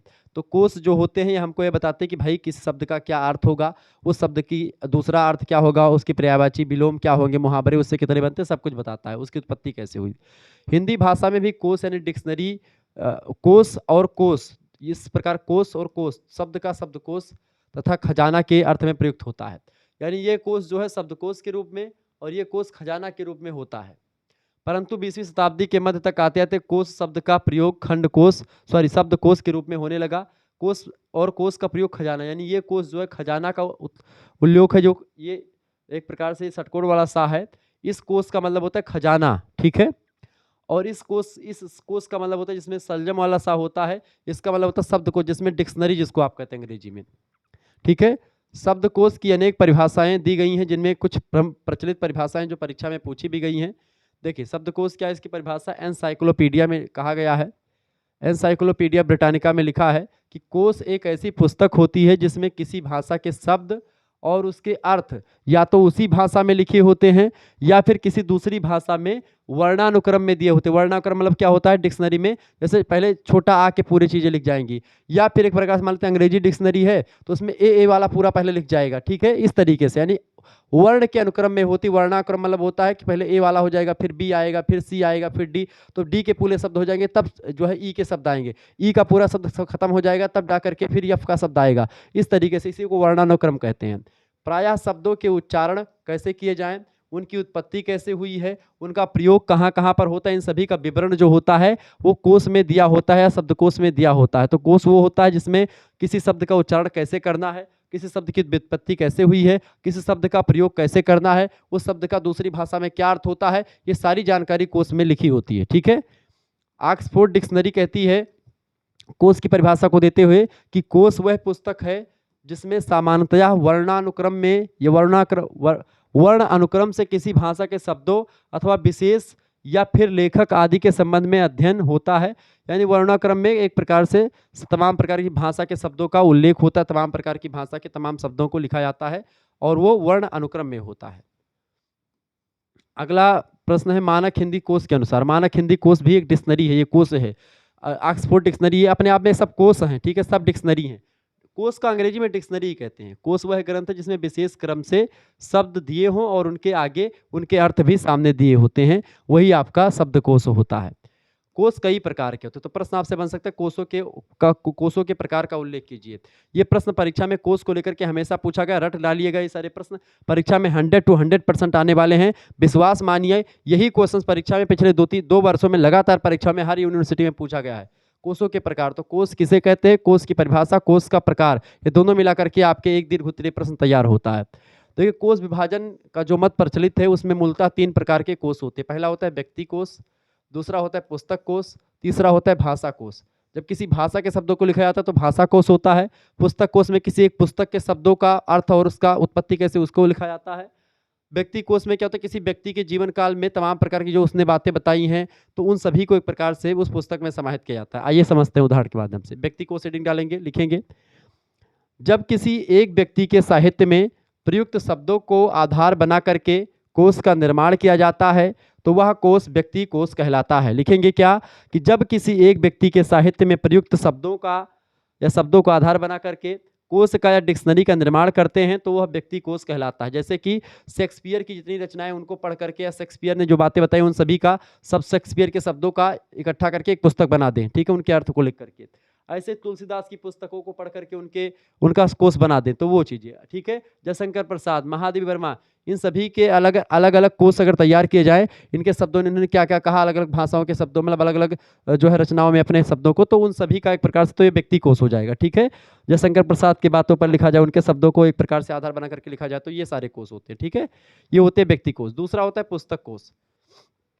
पुस्तक कोश उस कोश को कहते हैं जिसमें किसी एक ग्रंथ के प्रयुक्त शब्दों को आधार बना करके कोश का निर्माण यानी डिक्शनरी बनाई जाती है। जैसे मान लेते हैं तुलसीदास की रचना रामचरितमानस है, तो रामचरितमानस में जो जो शब्द हैं उनके शब्दार्थ को लिख करके, यानी कोई शब्द पहले शब्द लिखा जाएगा, फिर उसके बाद में उस शब्द की उत्पत्ति कैसे हुई है, उसका अर्थ क्या है, उसकी पर्यायवाची क्या है, वो सब लिखा रहेगा। तो इस तरीके से रामचरितमानस का ये हो जाएगा व्यक्ति, मतलब कि ये पुस्तक कोश हो जाएगा। ऐसे साकेत जो मैथिली क्षणगुप्त की रचना है, महाकाव्य, इसके तमाम शब्दों को लिख करके उसकी उत्पत्ति कैसे हुई, उसका अर्थ क्या है, पूरा डिटेल में जानकारी, तो साकेत जो एक प्रकार से लिखा जाएगा कोश, वो हो जाएगा आपका पुस्तक कोश। ठीक है, ऐसे ही अंधेरे में किसकी रचना है, मुक्तिबोध की रचना, गजानन माधव मुक्तिबोध की रचना है अंधेरे में। तो इस रचना का कोश भी एक प्रकार से क्या हो जाएगा, इस रचना के तमाम शब्दों को लिख करके, चूंकि ये बड़ी रचना है अंधेरे में, तो इसकी शब्दों को एक प्रकार से इकट्ठा करके कोश का तैयार किया जाएगा, तो आपका हो जाएगा शब्दकोश। ठीक है, सॉरी, वो हो जाएगा आपका पुस्तक कोश। तो किसी व्यक्ति के संपूर्ण जीवन का करें तो आपका व्यक्ति कोश हो जाएगा, लेकिन जब उसकी रचना का, किसी एक रचना का करेंगे तो वो आपका पुस्तक कोश हो जाएगा, किसी एक पुस्तक के बारे में लिखेंगे। ठीक है, तो पुस्तक कोश हो जाएगा। और तीसरा होता है आपका भाषिक कोश या भाषा कोश। भाषा कोश की अगर बात की जाए तो भाषा कोश एक भाषा का हो सकता है, एक से अधिक भाषाओं का हो सकता है। एक भाषा वाले कोश को एक भाषिक कोश, दो भाषा वाले कोश को द्विभाषिक कोश, बहुभाषा वाले कोश को बहुभाषिक कोश। ठीक है, इस तरीके, जैसे हिंदी और हिंदी में क्या होता है, एक भाषिक कोश क्या होता है, हिंदी में लिखा जाएगा या अंग्रेजी में लिखा जाएगा, तो ये शब्दकोश आपका क्या हो जाएगा, ये एक भाषिक कोश होगा। जैसे हिंदी का कोई शब्द है कठिन शब्द, तो उसका हिंदी में ही उसका अर्थ लिखा होगा सामने, ठीक है, तो वो हिंदी वाला कोश एक भाषिक होगा। कोई अंग्रेजी का शब्द है बड़ा, उस अंग्रेजी का शब्द का अर्थ उसके समक्ष अंग्रेजी भाषा में ही लिखा होगा, तो अंग्रेजी वाला एक प्रकार से वो कोश हो जाएगा, अंग्रेजी यानी एक भाषिक कोश हो जाएगा।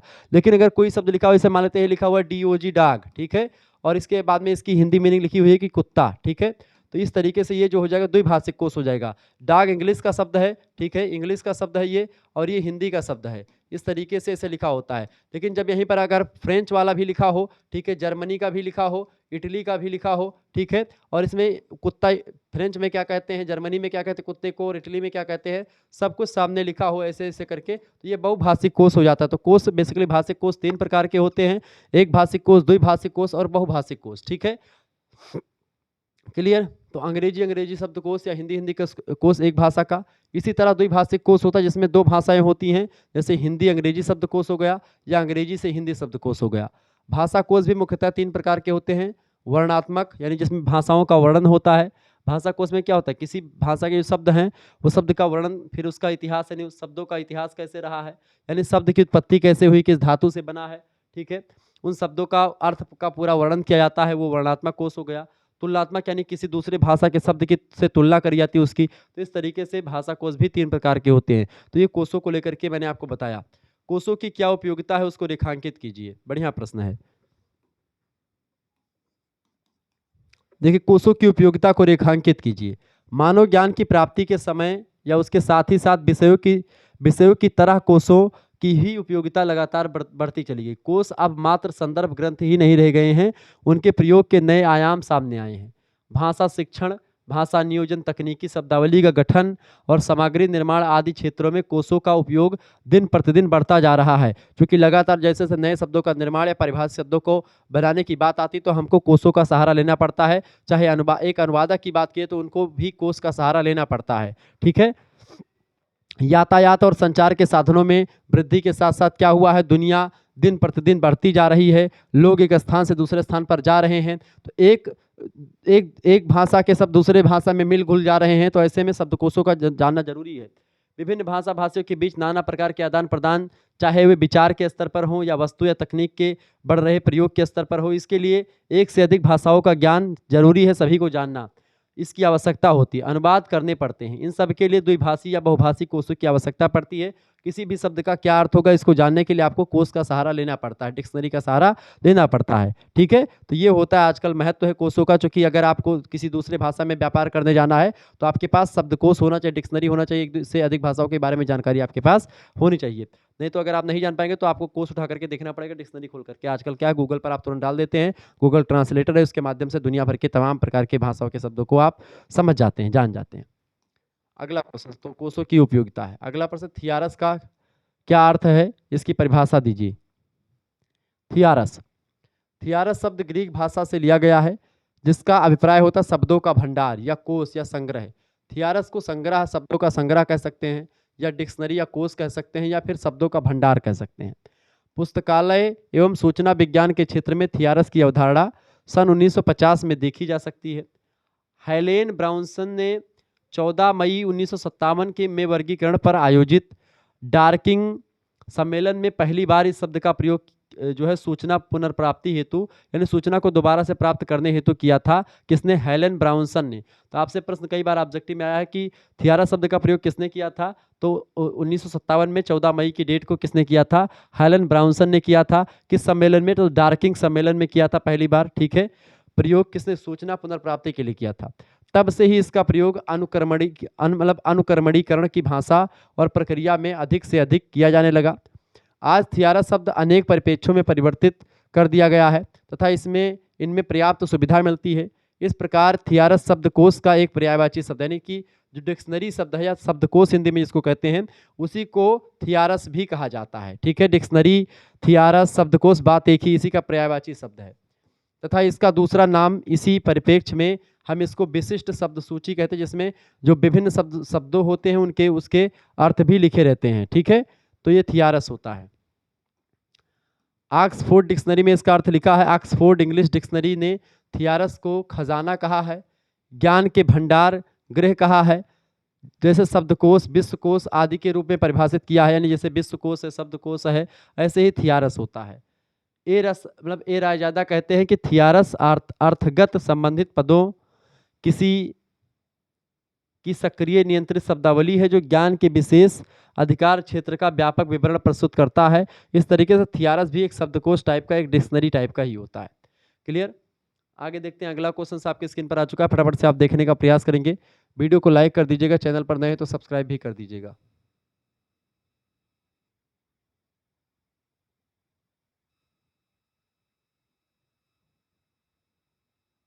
क्लियर? चले, प्रश्न आपका आ चुका, अनुवाद की परिभाषा लिखिए। देखिए, प्राचीनता की दृष्टि से अनुवाद की जड़ें काफी गहरी हैं। अनुवाद शब्द का प्रयोग संस्कृत साहित्य में ऋग्वेद काल से ही प्राप्त होता आ रहा है। चैप्टर नंबर 1 में मैंने पूरा इतिहास समझा रखा है। अनुवाद शब्द को वर्तमान संदर्भ में कई भारतीय और पाश्चात्य भाषा वैज्ञानिकों, अनुवादकों, मनीषियों ने परिभाषित करने का प्रयास किया है। भारतीय विद्वानों की परिभाषा जो दी गई अनुवाद को लेकर के वो इस प्रकार से है। देखिए, भोलानाथ तिवारी जी कहते हैं कि एक भाषा में व्यक्त विचारों को यथासंभव समान और सहज अभिव्यक्ति के द्वारा दूसरी भाषा में व्यक्त या लिखने की प्रक्रिया या व्यक्त करने का प्रयास ही अनुवाद है। यानी एक भाषा में जो विचार व्यक्त हैं, पहले से लिखे हुए हैं, उसी भाषा उस विचार को यथासंभव यानी जैसा हो सके उसी टाइप का समान और सहज यानी उसी भाषा में जैसा व्यक्त लिखा हुआ है, दूसरी भाषा में समान और सहज अभिव्यक्ति दूसरी भाषा में कर देना ही अनुवाद कहलाता है। बिल्कुल बहुत जबरदस्त परिभाषा है। एक भाषा में व्यक्त विचारों और यथासंभव समान और सहज अभिव्यक्ति द्वारा दूसरी भाषा में व्यक्त विचारों या व्यक्त करने का प्रयास जो होता है वही अनुवाद होता है। देवेंद्र नाथ शर्मा जी कहते हैं कि विचारों को एक भाषा से दूसरी भाषा में रूप आंतरित करना ही अनुवाद होता है। जैसे हिंदी में कोई चीज़ लिखा है उसको अंग्रेजी में लिख देना आपका अनुवाद होता है, लेकिन जो बातें अंग्रेजी में उसका अर्थ निकल रही वही बात हिंदी में वही मूल अर्थ या वही भाव निकलना चाहिए। ठीक है, तो ये अनुवाद होता है। लिपि अंतरण क्या है? अनुवाद तो आपने समझा। लिपि अंतरण क्या है? लिपि माने होता है जैसे कि अब लिपि हो गई, जैसे मैंने आपको लिपि अंतरण भी बताया है। जैसे जैसे ये लिखा है राम, ठीक है। अब इस राम को अगर हम अंग्रेजी में, ये लिखा हुआ है किस लिपि में भैया? ये लिखा हुआ है देवनागरी में, ठीक है। देवनागरी में हम राम को इस तरीके से लिखते हैं। लेकिन अगर हम देखें रोमन लिपि में इसको कैसे लिखते हैं, रोमन लिपि की अगर बात की जाए तो रोमन लिपि में हम इसी राम को कैसे लिखेंगे? इसी राम को हम ऐसे लिखेंगे, ठीक है। RAM लिख सकते हैं इसको, ठीक है। ये राम हो गया। तो ये राम देवनागरी में है, ये राम जो है किस में है? ये राम हो गया रोमन लिपि में। तो ये आपका ये लिपि अंतरण हुआ, यानी कि एक भाषा के जो ध्वनि प्रतीक चिन्ह है उसका दूसरी भाषा के ध्वनि चिन्हों में कन्वर्ट हो जाना लिपि अंतरण। ये देखिए रा, यहाँ पर देखिए देवनागरी का रा ऐसे है और रोमन में रा का इस तरीके से लिखा जाता है। यहाँ पर इस डंडी का मतलब यहाँ पर एक छोटी मात्रा यहाँ पर ए कर दिया जाता है उसी डंडी के स्थान पर। जो माँ है उसको ऐसे लिखते हैं वहाँ पर, ठीक है। तो इस तरीके ऐसे अलग अलग लिपियों में अलग अलग तरीके से होता है। तो लिपि माने होता है लिखने की शैली, प्रतीक चिन्हों को एक प्रतीक मतलब कि ध्वनि चिन्हों को या ध्वनियों को एक प्रतीक देना ही लिपि कहलाता है, ठीक है। तो लिपि अंतरण वो होता है। भाषाएं लिपियों में लिखी जाती है, प्रायः अलग अलग भाषाओं की अलग अलग लिपियाँ होती हैं। लिपि अंतरण दो शब्दों यानी लिपि और अंतरण से मिलकर के बना है, जिसका अर्थ होता है एक भाषा की लिपि को दूसरी भाषा की लिपि में लिखना। ये एक प्रकार से लिपि अंतरण, जैसे मैंने आपको उदाहरण के माध्यम समझाया। कैलाश चंद भाटिया लिखते हैं कि लिपि अंतरण से तात्पर्य लिपि का अंतरण है। इसके लिए संस्कृत में लिपि अंतरण शब्द का प्रयोग किया जाता है या किया गया है। तो लिपि अंतरण आपको समझ में आ गया क्या होगा, ठीक है। तो लिपि अंतरण ये होगा। जबकि अनुवाद क्या होगा? जैसे आपने लिखा कि राम, ठीक है। जैसे आपने क्या लिखा, एक मिनट में समझा दूं। राम आम खाता है, ठीक है। ये आपका हिंदी में लिखा हुआ है। इसको अनुवाद कैसे करेंगे? तो इसका अनुवाद क्या होगा अंग्रेजी में, ठीक है। अनुवाद क्या हो जाएगा? इसका अनुवाद होगा राम ईट्स मैंगो। क्या होगा? Ram Yeats mango. ये राम आम खाता है, तो ये अंग्रेजी में अनुवाद हो गया। मतलब कि राम आम खाता है, इसका अर्थ ये अनुवाद हो गया, ठीक है। ये हिंदी भाषा थी, ये अंग्रेजी भाषा हो गई। लेकिन इसका लिपि अंतरण कैसे होगा? लिपि अंतरण यहाँ पर ऐसे किया जाएगा, लिपि अंतरण। अब यहाँ पर दोनों में, यहाँ पर अनुवाद भी हो रहा है, लिपि अंतरण भी हो रहा है। लेकिन केवल लिपि अंतरण अगर इसका करेंगे, केवल लिपि अंतरण, ठीक है। केवल लिपि अंतरण की मैं बात कर रहा हूँ, अनुवाद नहीं। केवल लिपि अंतरण कैसे होगा? यहाँ पर हम ऐसे लिखेंगे राम, ठीक है, आम खाता, ठीक है। यहाँ पर एक खाता है, ये आपका हो गया लिपि अंतरण, ठीक है।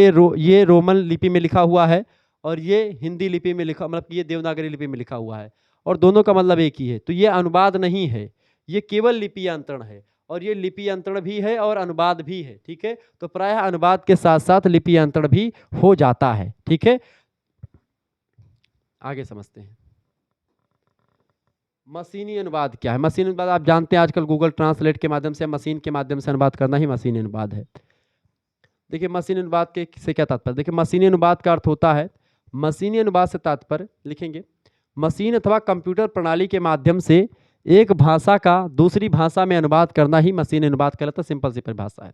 इसकी 3 प्रक्रियाएं होती हैं। सबसे पहली बात, उस दी गई चीज़ों का विश्लेषण करना होता है। भाई जो रचना हमको दी गई है जिसका अनुवाद करना, उसका विश्लेषण करता है, फिर उसका दूसरी भाषा में अंतरण करता है, फिर उसका एक प्रकार से अंतर करने का उसका पुनर्गठन करता है। मशीनी अनुवाद में तीनों प्रक्रियाएं कंप्यूटर के द्वारा ही संपन्न की जाती हैं।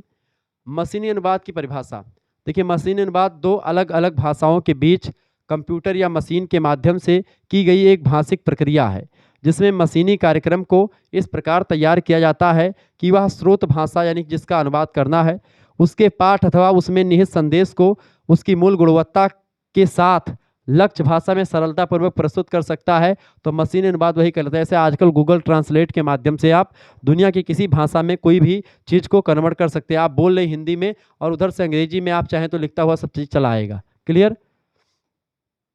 आगे देखिए, अगला क्वेश्चन आ चुका है, अनुवाद शब्द कैसे बना है? देखिए हिंदी में प्रयुक्त होने वाला अनुवाद शब्द मूलतः संस्कृत से ही उत्पन्न है, इसीलिए यह एक तत्सम शब्द है। अनुवाद शब्द की व्युत्पत्ति संस्कृत भाषा के वद धातु से हुई है। वद धातु में जब हम घने प्रत्यय लगाते हैं तो वाद शब्द बनता है। वद धातु में हम जब घने प्रत्यय लगाते हैं तो क्या बनता है? वाद शब्द बनता है। और फिर उसमें जब वाद शब्द में हम अनु उपसर्ग लगाते हैं, अनु आगे लगाते हैं तो अनु उपसर्ग हो गया, ठीक है। और क्या था? वद धातु था, वद धातु हो गया। इसमें क्या लगा? घने प्रत्यय लगा, ठीक है। घे प्रत्यय लग गया तो ये आपका हो गया प्रत्यय। प्रत्यय पीछे लगता है तब शब्द में, और जो उपसर्ग होता है वो आगे लगता है। तो उपसर्ग और ये प्रत्यय लगा वद धातु में, जब ये घने प्रत्यय मिलेगा तो क्या बन जाएगा? ये वाद बन जाएगा। फिर यहाँ पर आगे अनु रहेगा तो अनु और धनवाद बराबर क्या बन जाएंगे? आपके अनुवाद बन जाएगा। अनु माने होता है दोबारा या पुनर् बार बार, और वाद माने होता है विचार या चीज़ें कही गई। तो यानी जब दोबारा कोई भी चीज़ दोबारा बार बार कही जाती है तो वही अनुवाद होता है। जुड़ने पर अनुवाद शब्द बनता है। अनु उपसर्ग पीछे मतलब पीछे बाद में या साथ साथ आदि अर्थों का सूचक होता है, या बार बार किसी चीज़ को पुनर्गठन दोबारा से बताना।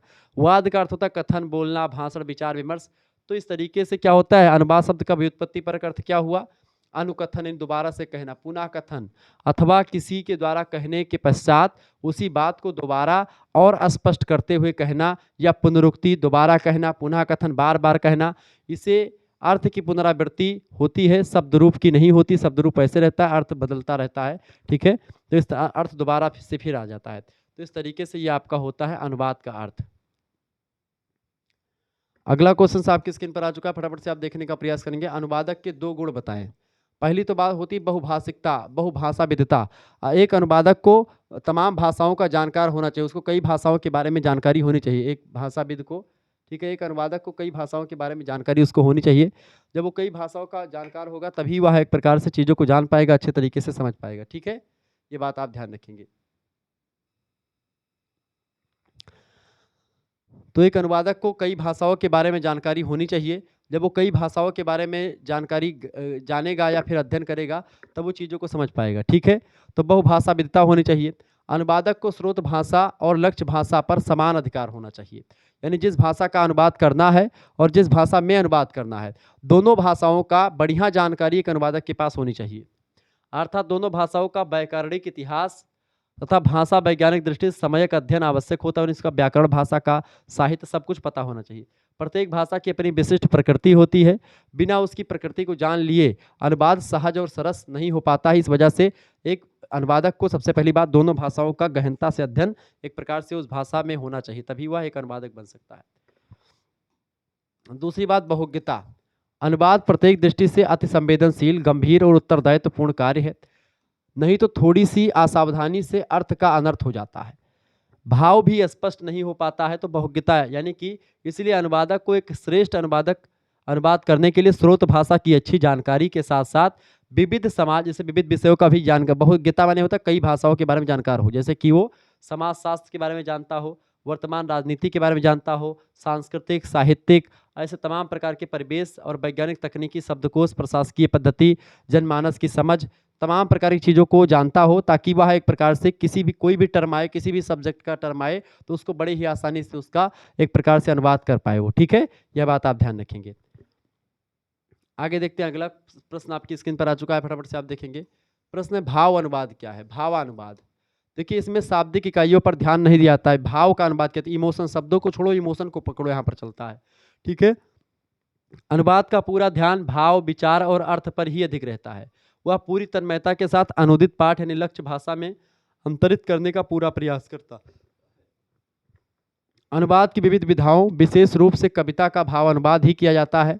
उदाहरण के रूप में गोल्ड स्मिथ की कविता है जो है मतलब कि डिजर्टेड विलेज, ठीक है, डिजर्टेड ब्रेड, डिजर्टेड ब्लेज पुस्तक है। इसका भाव अनुवाद किसने किया है? श्रीधर पाठक ने ब्रजभाषा में किया है, उजड़ ग्राम के नाम से। तो ये भाव का अनुवाद है। उन्होंने जो शब्द लिखा उसको नहीं, पहले उनको श्रीधर पाठक जी ने इनकी रचना गोल्ड स्मिथ की रचना को पढ़ा, उसके बाद में पढ़ने के बाद में उसको समझा कि ये कहना क्या चाह रहे हैं, उनके भावों को पकड़ा और उसी भाव के साथ उन्होंने मतलब ब्रजभाषा में अपने हिसाब से उन्हीं भावों को एक प्रकार से उजड़ ग्राम में संबोधित किया। तो भाव अनुवाद में क्या होता है? शब्दों का सटीक शब्द शाब्दिक अनुवाद नहीं होता, उसमें भाव अनुवाद होता है। अगला होता है सार अनुवाद। सार अनुवाद में क्या होता है? सार सार को कह दिए, थोथा दिए उड़ाए। सार अनुवाद, इस अनुवाद को मूल मुक्त अनुवाद भी कहा जाता है। इसमें स्रोत भाषा यानी मूल पाठ की मूल सामग्री का संक्षेप में अनुवाद किया जाता है।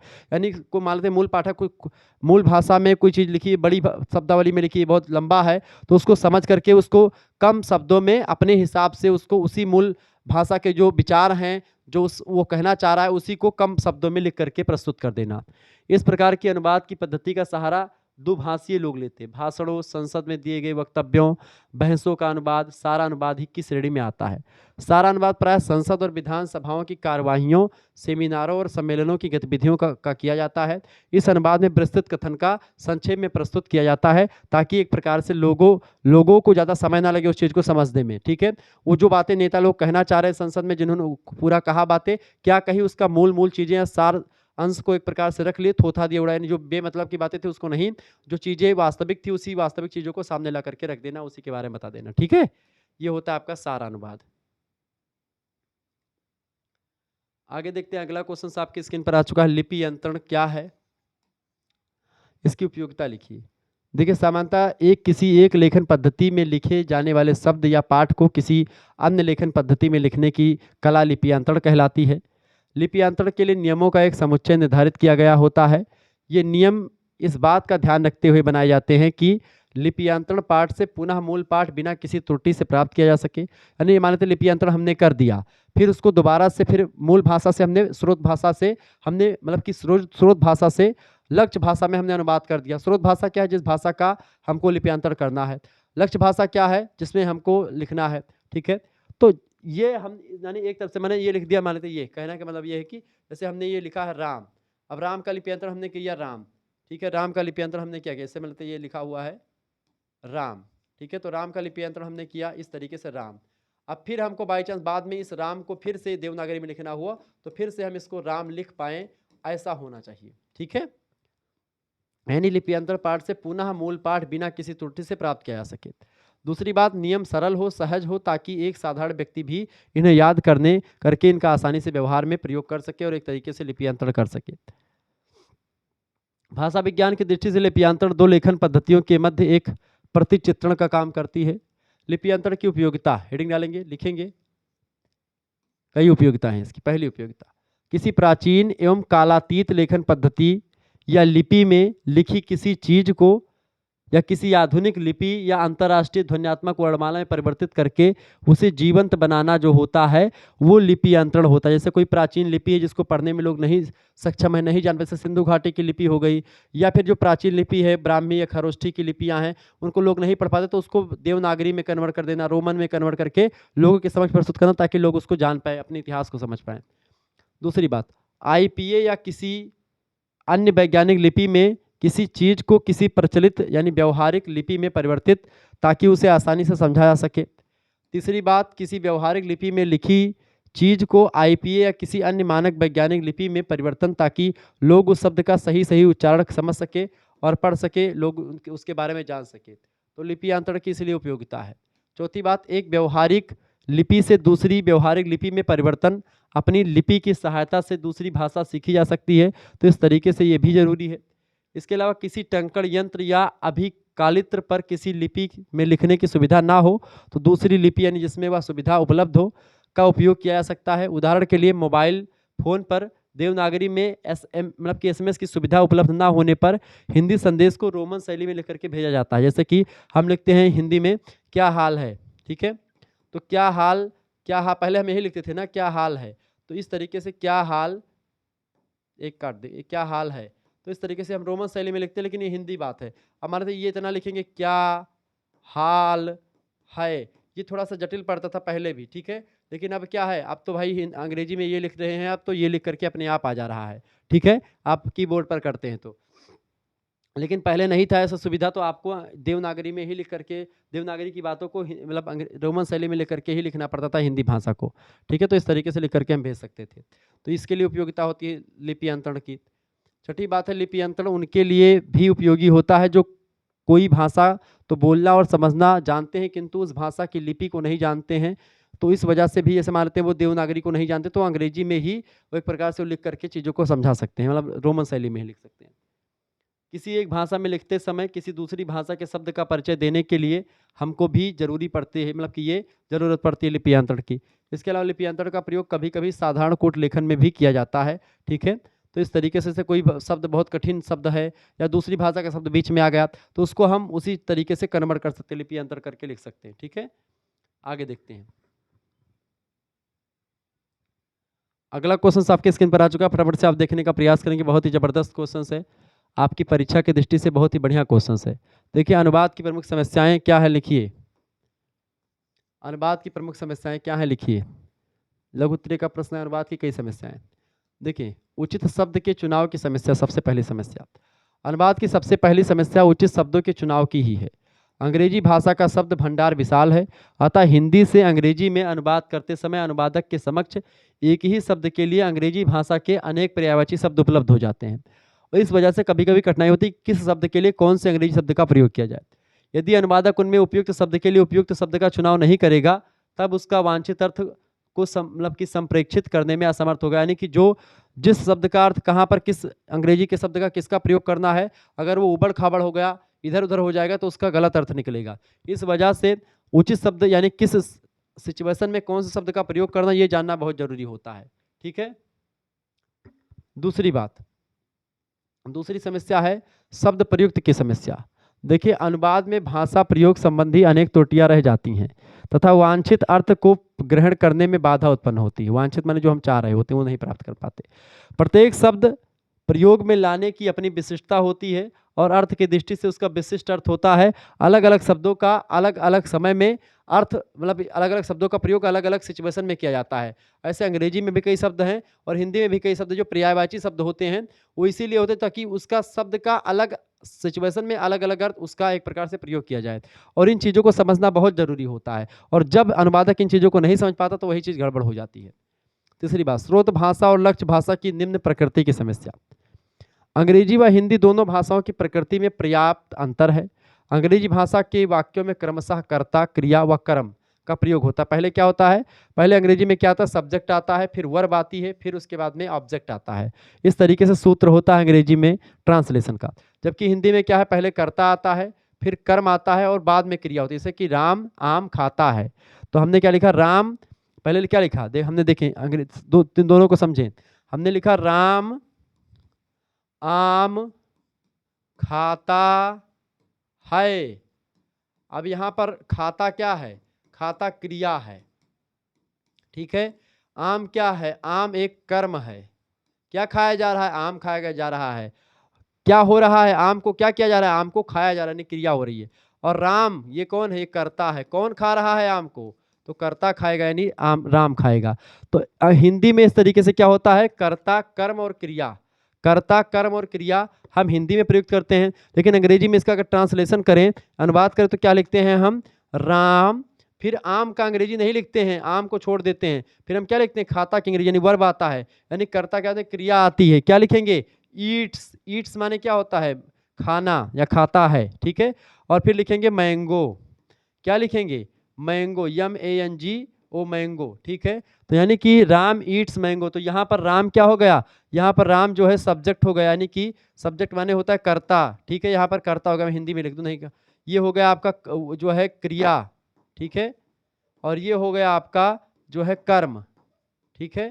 तो इस तरीके से ये जो व्याकरणिक तरीके से चीजें हैं वो आगे पीछे करके होती हैं। तो ये सिस्टम जो है थोड़ा सा डिफरेंट है, ये भी एक समस्या उत्पन्न होती है। क्लियर, ये बात आप ध्यान रखेंगे।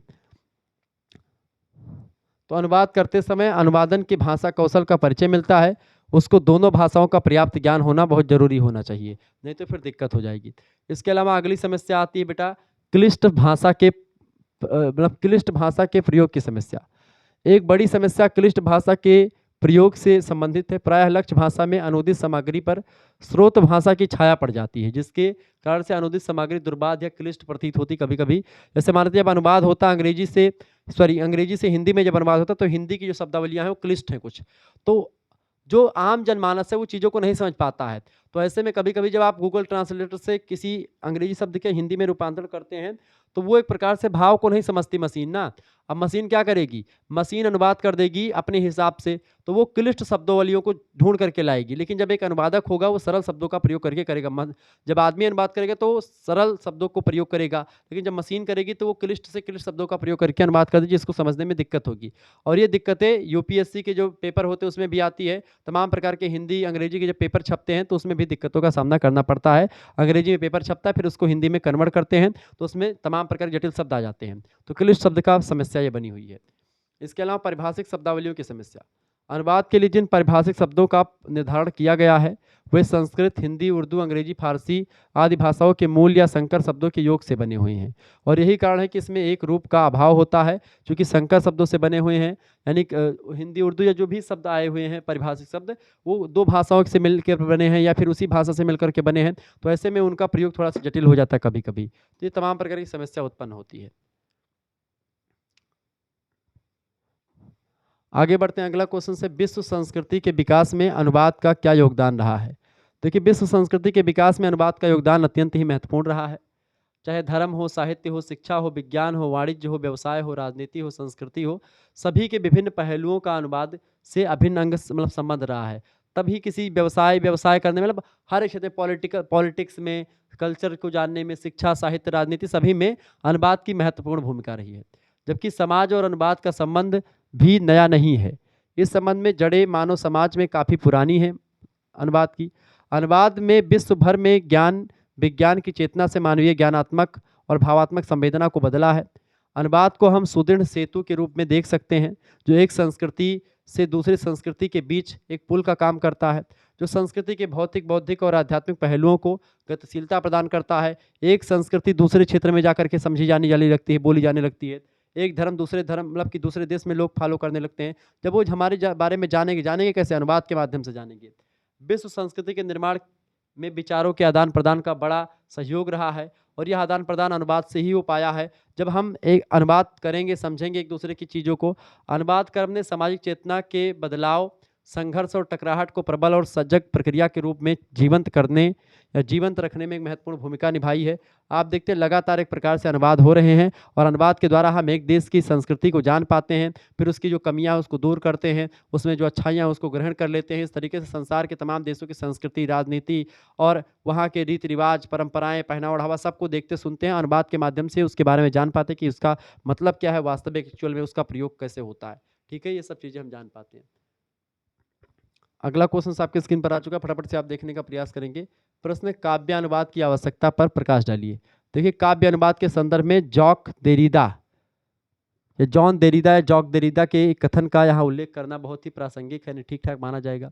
अनुवाद में उतना ही आवश्यक है जितना कि असंभव है। यही कारण है कि काव्य अनुवाद की आवश्यकता और असंभाव्यता दोनों को समानांतर धरातल पर साथ साथ लेकर के निरंतर आगे बढ़ता आया है। काव्य अनुवाद के बारे में क्रिस्टोफर कॉल्डवेल की यही मान्यता रही है कि कविता लयात्मक होती है, साथ ही अप्रतीकता द्वारा मतलब कि आविष्कृत या अविवेक तत्व गुण विश्लेषण के कारण से कविता का अनुवाद संभव नहीं होता है। कविता चूंकि लेखक की जो कवि होता है वो अपने मनोभावों में एक प्रकार से कविता को गुम्फित करता है, तो कविता के अनुवाद या काव्य अनुवाद करते समय कवि के मनोभावों को पढ़ना पड़ेगा, ना कि शब्दों को देखना पड़ेगा। कवि के मनोभावों को पढ़ करके, विश्लेषण करके, समझ करके कवि कहना क्या चाह रहा है, फिर उसका अनुवाद करेंगे आप। ठीक है। कॉल्डवेल काव्य अनुवाद की असंभाव्यता के लिए जिन कारणों की ओर इशारा करते हैं उसे विस्तार से कहें तो कविता में क्या होता है, अलंकार होता है। अलंकारों का प्रयोग, तो फिर उसमें दिक्कत होती है अलंकारों को एक प्रकार से कन्वर्ट करने में, तो अलंकार का प्रयोग होता है, प्रतीक का प्रयोग होता है, ठीक है, बिंब विधान होता है, कल्पना, रस, छंद, योजना, लय, सभी कई विशेषताओं से युक्त होती है कविता। अनुवाद में इन सभी विशेषताओं को पूर्णतः सुरक्षित रख पाना संभव नहीं होता है। जिस बिंब विधान का प्रयोग हिंदी में हुआ है, जिस अलंकार का प्रयोग हिंदी में हुआ है, जिस कल्पना का प्रयोग, कल्पना, रस, छंद, योजना, तो मान लेते हैं रस, छंद, योजना का प्रयोग हो, जो लय हिंदी में है वह लय अंग्रेजी में आपको नहीं मिलेगी उस टाइप की। अंग्रेजी में जो लय पहले से है वो हिंदी में आप वैसा चाहें तो वैसा नहीं मिलेगी। वो लय, छंद, तुकताल, अलंकार सब बदल जाएगा। बस केवल अर्थ जो होगा या भाव जो होंगे उसको पकड़ करके हम अलग लय में, अलग छंद में, अलग जो है राइमी वर्ड में हम उसका प्रयोग करेंगे। ठीक है, यह बात आप ध्यान रखेंगे। जैसे आप देखते हैं कि जब तमिल के गाने, जैसे सामे वाला गाना हो गया, या पुष्पा राज वाली जो मूवी आई थी, क्या नाम है उसका, पुष्पा मूवी, तो उसमें आप देखते जो भी अनुवाद हुआ है गाने का, वो अनुवाद हिंदी में क्या वही लय और वही तुक दे रहा है जो वहाँ पे उनकी तमिल भाषा में दे रहा है? नहीं दे रहा होगा। ठीक है, इस तरीके से जो हिंदी में तुक लय मिलेगा वो अंग्रेजी में नहीं मिलेगा, तमिल में, तेलुगु में नहीं मिलेगा, जो तेलुगु तमिल में मिलेगा वो यहाँ पर नहीं मिलेगा। उसमें अलंकारों में, उन चीज़ों में थोड़ा बहुत डिफरेंस दिखाई पड़ेगा। ठीक है, तो वो डिफरेंस एक प्रकार से कविता या काव्य अनुवाद करते समय आपको दिखाई देगा। कई कविताएं लयात्मकता और नादमयता के साथ साथ द्व्यर्थकता लिए हुई होती हैं। यानी कविताओं में कभी कभी क्या होता है कि कविताओं के दो अर्थ निकलते हैं। जैसे कविता में बिहारी लाल को पढ़ेंगे तो बिहारी लाल के अधिकतर दोहे जो होंगे 2, 3, 4 अर्थ एक ही शब्द के, मतलब एक ही दोहे के 4-5 अर्थ निकलेंगे। तो इससे भी दिक्कत होती है अनुवादक को, जिसे अनुवाद में हूबहू उतारना शायद ही संभव हो पाए। काव्य अनुवाद के संदर्भ में इतना तो स्पष्ट है कि इसमें परिपूर्ण अनुवाद कभी संभव नहीं, यानी कि इसमें शुद्ध का शुद्ध अनुवाद, काव्य अनुवाद नहीं हो सकता। ऐसे में हमबोल्ट का यह कथन सही प्रतीत होता है कि सारा अनुवाद कार्य बस एक मतलब कि असमाधेय समस्या का समाधान खोजने के लिए किया गया प्रयास मात्र है। कुल मिलाकर के काव्य अनुवाद उतना जो है सटीक नहीं हो सकता जितना सटीक गद्य अनुवाद या अन्य रचनाओं का अनुवाद हो जाता है, या अन्य चीजों का अनुवाद होता है। ठीक है, इसलिए काव्य अनुवाद में पूर्ण अनुवाद के बदले प्रमाणिक भाव अनुवाद या सारा अनुवाद की बात की जाती है कि नहीं, जो मूल विचार कविता में कही गई है उसको हम सार के रूप में उसकी बातों को हम स्पष्ट करके लिख दें, या फिर उसका भाव को समझ करके उसको भाव को अपनी भाषा में, अपनी शैली में, अपने तुक, अपने लय, अपने छंद में हम लिख दें। ठीक है, ये हो सकता है। समय समय पर विद्वानों के द्वारा उठाए गए निम्नलिखित सवालों ने ही काव्य अनुवाद को विवादास्पद बना दिया है। पहली बात तो ऐतिहासिक प्राचीन कविता के अनुवाद में अनुवादक को उस समय प्रचलित भाषा का प्रयोग करना चाहिए या समकालीन भाषा का प्रयोग करना चाहिए। यानी जो उस समय, यानी जब उस समय की अनुवाद अगर करना हो तो उस समय में हिंदी, जैसे अंग्रेजी में हम जिस कविता का अनुवाद कर रहे हैं, मान लेते हैं अंग्रेजी कोई कविता का अनुवाद कर रहे हैं, तो अंग्रेजी में मान लेते 1957 की कोई कविता का अनुवाद हम कर रहे हैं, तो 1957 में हिंदी में किस तरीके के जो शब्द थे उनका प्रयोग हमको करना चाहिए कि वर्तमान में जो शब्द चल रहे हैं उनका प्रयोग करना चाहिए। पहला सब प्रश्न यही उठता है। दूसरा प्रश्न, काव्य अनुवाद में अनुवादक को कितनी छूट दी जानी चाहिए, यानी अनुवादक अपनी ओर से कितनी छूट ले सकता है, ये भी प्रश्न उठता है। कहाँ तक उसको पकड़ना चाहिए काव्य में, भावों को या लय को या तुक को या अलंकार को या छंद को कहाँ तक छोड़ना चाहिए, यही नहीं क्लियर है। इसके अलावा जब कोई व्यक्ति या जब कोई कवि अनुवादक काव्य अनुवाद में तल्लीन होता है तब वह केवल अनुवादक ना रह करके अनुवादक और सर्जक भी बन जाता है, क्योंकि वो पहले कविता को पढ़ता है, उसकी भावों को जानता है, समझता है, और ऐसे में अनुवाद ना रह करके एक नई कविता वो बन जाती है। इस तरीके से पहले वो पढ़ता है और पढ़ने के बाद में एक नए तरीके से उसको लिखता है। भाव वही, विचार वही रहते हैं, लेकिन हाँ शैली बदल जाती है, भाषा बदल जाती है, उसके मतलब कि कहते नहीं कि भाई सब कुछ बदल जाता, तो वो चीज़ें बदल जाती हैं, राइमिंग वर्ड बदल जाते हैं, सब कुछ चीज़ें कन्वर्ट होती है, तो एक नई कविता बन जाती है, वो एक अनुवाद नहीं रहती है। तो काव्य अनुवाद जितना सफल है उतना ही असफल है। ठीक है, यानी बीच का भाग मान सकते हैं। तो काव्य अनुवाद इस तरीके से परीक्षा में प्रश्न कई बार पूछा गया है, ये बात आप ध्यान रखेंगे। इसके अलावा अगर आपको मैं बता दूं कि शिक्षा शास्त्र का अगर आपको मॉडल पेपर देखना है तो शिक्षा शास्त्र में साइकोलॉजिकल पर्सपेक्टिव्स ऑफ एजुकेशन का ये भी मैंने दे दिया है, तो आप इस वीडियो को भी देख लीजिएगा। इसका भी PDF नोट्स और ये सब चीज़ें आपको मिल जाएंगी। इसके लिए आपको करना कुछ नहीं, देखिए हर एक सेमेस्टर में, मतलब हर एक सब्जेक्ट का आपको लिए PDF व्यवस्था कर दी गई, हर एक सब्जेक्ट का मिलेगा। क्रैश कोर्स में आपको ज्वाइन हो जाना है, ज़्यादा जल्दी से जल्दी 91 61 93 60 62 पर आपको SMS कर देना है। इस नंबर पर SMS करेंगे क्या, अपना नाम, ठीक है, अपने यूनिवर्सिटी का नाम और अपने सब्जेक्ट के नेम लिख करके तुरंत भेज दीजिए जितने भी जल्दी हो सके, ठीक है। जितना जल्दी जुड़ेंगे आपका ही फ़ायदा होगा। आपके पास स्कैनर भेजा जाएगा, उसी पर आपको 100 रुपये जो है फ़ीस आपको पेमेंट कर देना होगा। अगर आप नहीं चलाते कुछ भी तो आप किसी दूसरे से भी जो है ऑनलाइन माध्यम से भिजवा सकते हैं। आप किसी अपने भाई से, बहन से, किसी से भी सेंड करवा सकते हैं। अपने किसी नज़दीकी जो है दुकान से सेंड करवा सकते हैं, जहाँ से भी आपका मन हो, बट उसका स्क्रीनशॉट भिजवा दीजिएगा। उसके अंदर इसको चेक किया जाएगा, आपका पूरी चीज़ें डिटेल में पूछा जाएगा आपसे, उसके अंदर आप बताएँगे, तुरंत आपको जोड़ दिया जाएगा। और वहाँ पर चीज़ें क्या होंगी, आपको एक प्रकार से सब कुछ मिलेगा। आपके 3 major subject, 1 minor subject, 1 co-curricular, सभी सब्जेक्ट की तैयारी, यानी कि आपके सभी सब्जेक्ट की तैयारी मात्र 100 रुपए में आपकी हो जाएगी क्रैश कोर्स के लिए, मतलब में, और जिसमें आपकी बहुत बेहतर अंदाज में चीज़ें मिल जाएँगी, जिसमें आपको सभी यूनिट से बनने वाले इंपॉर्टेंट क्वेश्चंस, लेक्चर्स, सब कुछ आपको मिल रहे हैं, ठीक है, मात्र और मात्र 100 रुपए में। अगर आप एक सब्जेक्ट की सीरीज़ लेंगे तो 60 रुपए की लगभग पड़ेगी। 5 सब्जेक्ट की सीरीज़ कितने की पड़ जाएगी आपकी? 300 रुपए की पड़ जाएगी। 300 रुपए खर्च करने से बेहतर है कि आप 100 रुपए में ही आप सारी चीज़ें प्राप्त कर लें। इसमें क्या होगा, जो को-करिकुलर होता है, सबसे इंपॉर्टेंट क्या है co-curricular, physical education and yoga पढ़ना है, उसका सब मॉडल पेपर आपको मिल जाएगा ऑब्जेक्टिव वाला, और लिखित के, मतलब ये सब तो मिल ही रहा है। इसमें क्या होगा, एमसीक्यूज़ जो टाइप के क्वेश्चंस पेपर हैं आपके, वो भी तैयार हो रहे हैं। जल्द ही आपके एमसीक्यूज़ मॉडल पेपर आएँगे अनुवाद वाले, तो उसके लिए भी तैयार रहिएगा। यानी बहुत ही बेहतर अंदाज में सब चीज़ें आपको मिलने वाली हैं। जिनको भी जुड़ना है फटाफट से समझ के जुड़ जाएँ। Live classes, video lectures, MCQs, previous year question paper, model paper, revision class, महामाराथन संग्राम क्लास, सब कुछ आपको मिलेगी इसी लेक्चर्स में, और सभी की पीडीएफ आपको मिलेगी इस नंबर पर। जब आप एसएमएस करेंगे, व्हाट्सएप ग्रुप से जुड़ेंगे, आप हमसे डायरेक्टली जुड़ पाएँगे केवल 100 रुपए फीस में। जिनको भी जुड़ना है जुड़ सकते हैं। बाकी यूट्यूब पर भी क्लासेस चलेंगी, तो यूट्यूब पर भी आप पढ़ सकते हैं।